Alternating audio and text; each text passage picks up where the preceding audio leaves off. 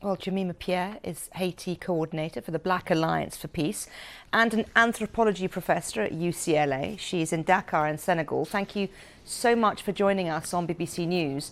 Let me ask you, first of all, your reaction to what's happened.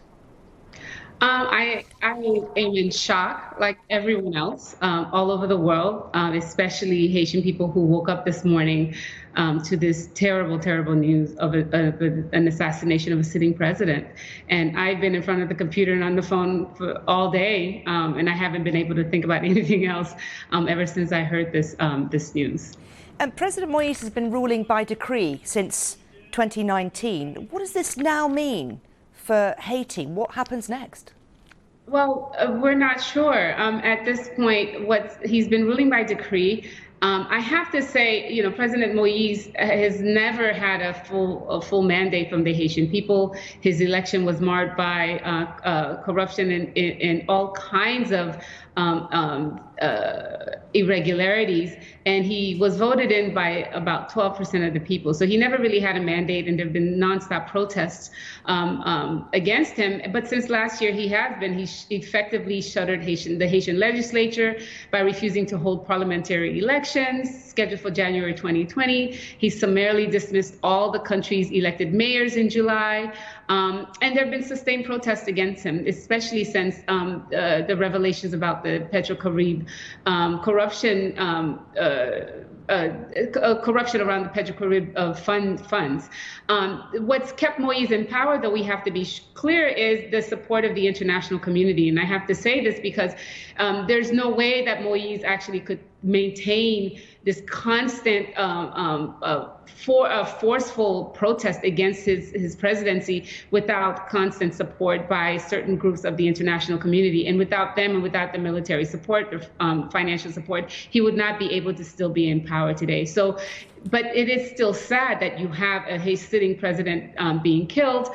And now there's the prime minister, the interim prime minister, who was interim from April, has declared himself president, even though the prime minister that was supposed to be sworn in today has sidelined. I want to ask you that because I thought, according to the Haitian constitution, the interim president normally is the chief justice, but he, of course, died of COVID last month. So this doesn't seem very regular.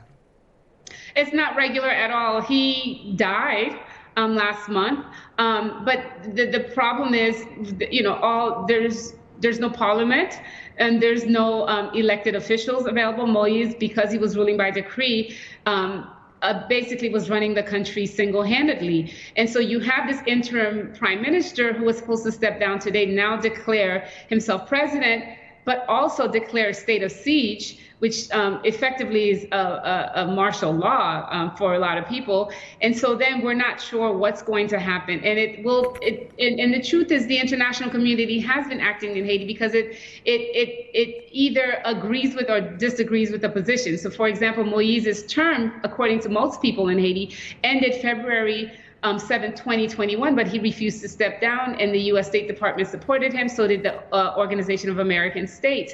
And so now we have to see how this international community is going to respond to what's been happening. And they know nothing happens in Haiti without the international community. So we have to think about this. But what I do want to say is that people don't necessarily want a foreign military intervention in the form of, for example, the UN forces that came in 2004 after the coup d'etat the U.S.-backed coup d'etat against Aristide. And so that's really the situation. It's confusing, it's sad, it's depressing, but at the same time, people don't want a foreign invasion into the country. And Jemima, very briefly, because it's important to underline this, Haiti, the poorest, I think, country in South America, I mean, the people are suffering, and this is just going to make things worse.